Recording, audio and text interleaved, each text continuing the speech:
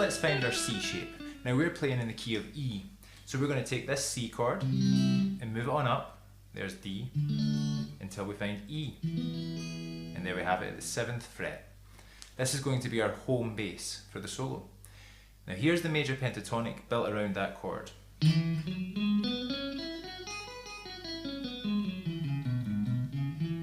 then here's the minor pentatonic built around that chord.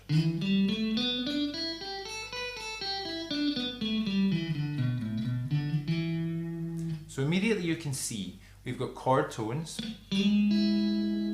major pentatonic notes, and minor pentatonic notes all living right here in this area of the neck. And if we start mixing those sounds together,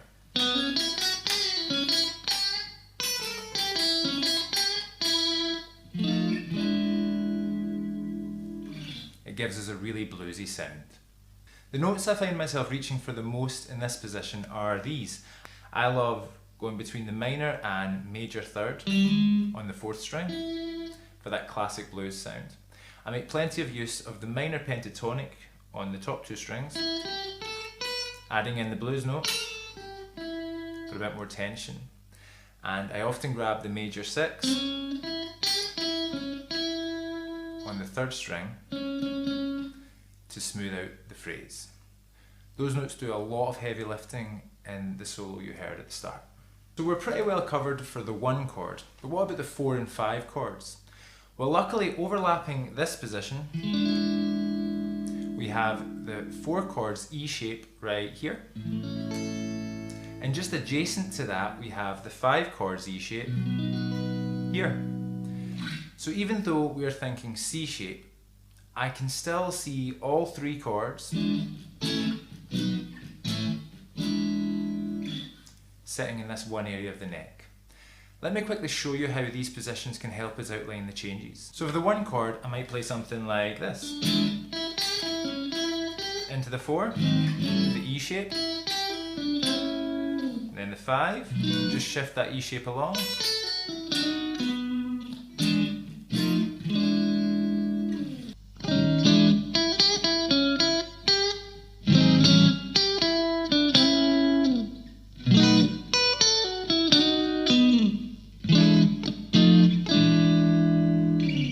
And that's the real power of learning these shapes. Instead of seeing isolated scale boxes, you start seeing chords underneath your soloing. So now that we've got our bearings, we know where the chord tones are, we know where our major and minor sounds are, and we can see the 4 and 5 chords sitting nearby. Let's take a few of these ideas and see how quickly a solo starts to take shape. I'm going to start on a chord tone. Let's use the 5th. Then walk up 4 notes of the major pentatonic scale.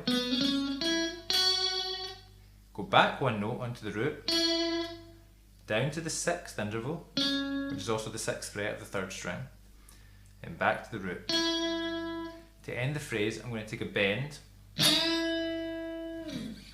and that's going up from the minor pentatonic position into the root. So that gives us this. Nothing complicated, but it already sounds bluesy because we're outlining the chord rather than just running up and down the scale.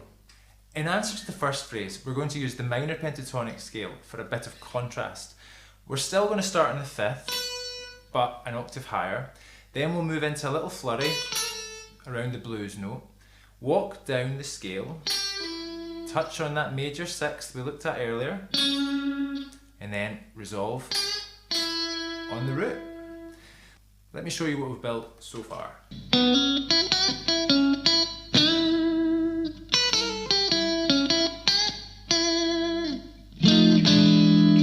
Now let's get ready for our 4 chord. I like using this note here. That's the 5th again. Now the reason I like using the 5th interval of the 1 chord to set up the 4 chord is because when the 4 chord arrives, we can simply slide up into its 3rd. So that's the 4 chords. 3rd. And that sounds quite nice. And suddenly we're sitting right inside the overlapping E shape we talked about earlier. So we've got loads of options to carry the phrase on. Something like this would work really, really well. That That's something I do quite often. I'll throw the tabs up on the screen. Then from there we're going to bend up minor pentatonic scale up to the root of the 4 chord, and then we're going to walk down the minor pentatonic scale, hammer on from the minor to the major third onto the root of the 4 chord. Now to bring us back into the 1 chord, to resolve back to the 1 chord, we can use the major and minor thirds on that 4th string, and then we're back home. And that'll sound quite nice.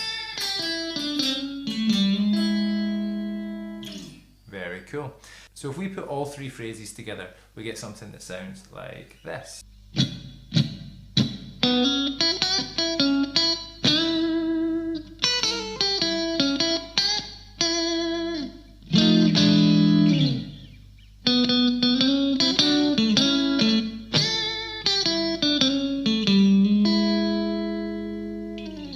And that's all I'm really doing in the solo. I'm not thinking about 24 bars of notes or trying to remember a huge lick.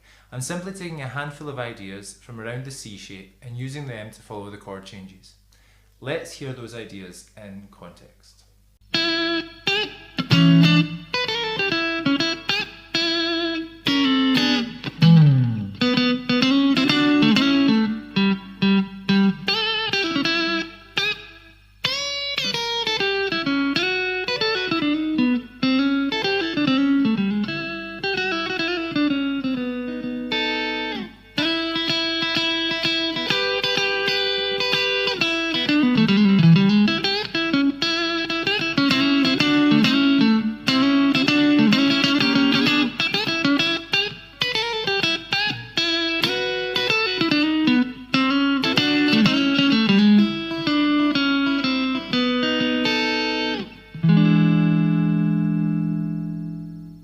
Try staying entirely within the C shape and see what kind of phrases you can come up with.